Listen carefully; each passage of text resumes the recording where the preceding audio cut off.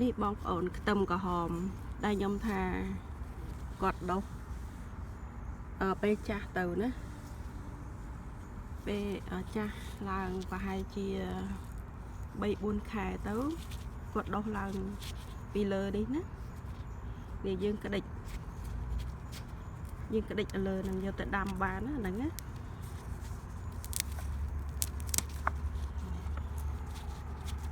យើងក្តិចមកបានមើលឡើងពីរតណាអានេះមួយទៀតនេះយើងអាចដាំបានគេខ្ទឹមក្រហមមួយយ៉ាងនេះគេដុសមកអញ្ចឹង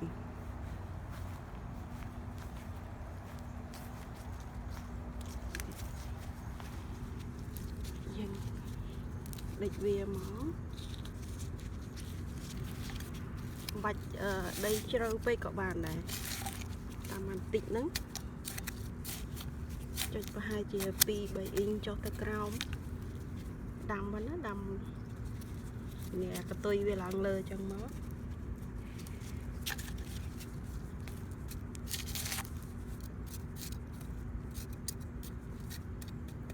បាច់កប់ជ្រៅពេកទេឲ្យនៅចុងនេះឡើងមកលើផុតចឹងមកស្រួលទេតា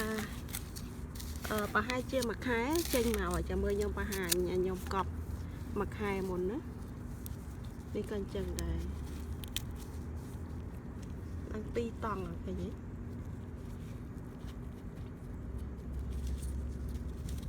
កប់រាក់អញ្ចឹងមកគាត់ចេញមកវិញហើយ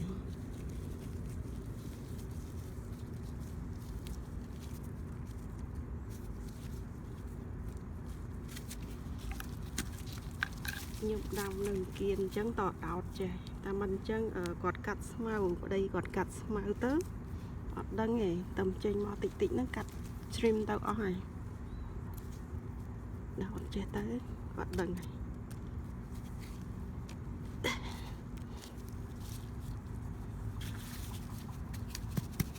ប៉ុណ្្នឹងឯង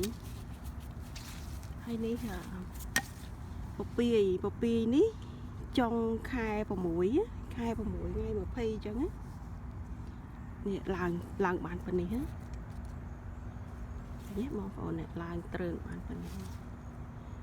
ពពាយយើងត្រាំទឹក2 ទៅ 3 យប់សិនក្របពពាយបើយើងអត់ត្រាំទឹកយើងដាក់មកកប់មកដីហ្មងក្រចេញជួនកាលភាគរយនៃការដុសតិចយើងត្រាំទឹក2 ទៅ 3 យប់ដូចយើងបដោះស្ដែកអញ្ចឹងក្របពពាយមានក្របដូចស្ដែកចឹងត្រាំ 2-3 យប់ហើយចាំយកមកដាក់នៅcontainer ទូចដើម្បីយើងស្រួលស្រោចទឹកយើងដាក់ទៅដីហ្មងទៅវាពិបាកយើងចំណាំថាកន្លែងណាដាក់នៅកំប៉ុងទូចយើងបដោះក្របត្រាំទឹក 2-3 យប់ហើយដាក់ក្នុងនឹងប្រហែលជាមួយអាទិត្យដោះប្លុកចេញមកដោះចេញមកហើយប្រហែលអាទិត្យទី 2យើងអាចកប់មកដីបានណាឃើញទេនេះអានេះខ្ញុំត្រាំក្របចុងខែ 6 ហើយដើមខែ 7យកមកដាក់ហ្នឹងវាឡើងបានប៉ុណ្្នឹងឯងនេះមុននឹងទៀតអានេះមុននេះប្រហែលពាក់កណ្ដាលខែ 6 នេះតែមិនដឹងមិនគាត់ក្រិនអញ្ចឹងមុនដំបូងខ្ញុំដាក់នៅកន្លែងក្រោយផ្ទះនោះថ្ងៃក្តៅពេកមកទៅ3នៅក្រោមដើមក្រាបអាប៉លនោះ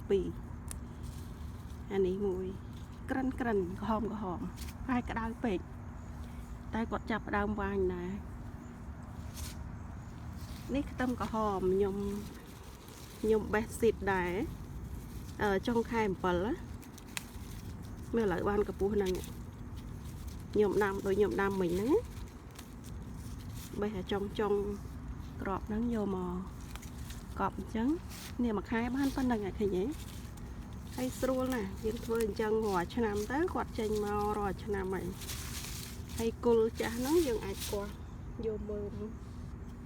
ខ្ទឹមក្រហមបានហើយនេះគាត់មានចេញមករាល់ឆ្នាំអញ្ចឹងយើងបេះផ្កាហើយគល់ហ្នឹងយើងអាចយកទៅ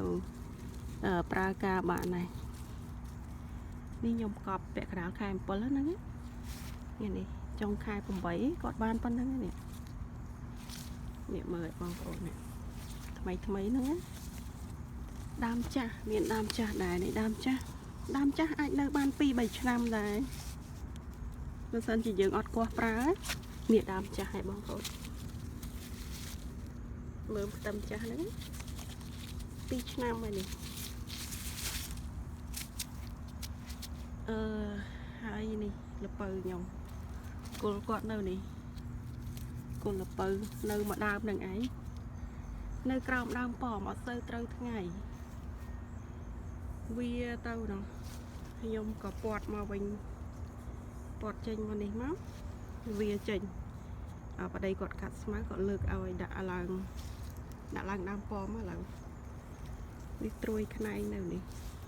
មួយទៀតនោះអាត្រួយអាដើមមែនទេនោះឡើងដល់នោះខ្ញុំបង្ហាញឡើងដល់ដើមឡើងមកខាងនេះឲ្យឡើងធ្លាក់មកនេះចុះ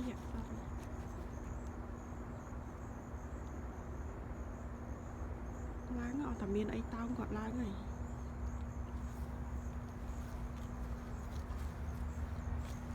ផ្លែប៉មជ្រុះ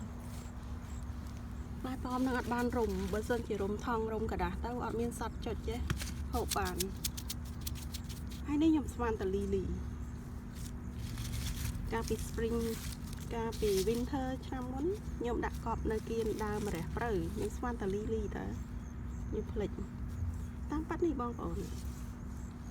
ផ្កានេះសោះនៅគេហៅផ្កាអីតែគាត់មានខ្នែងចុះទៅចេះចុះទៅខ្ញុំកប់ចុងនេះទៅឲ្យគាត់ចាប់ឬនៅនោះដូចលីលីអញ្ចឹង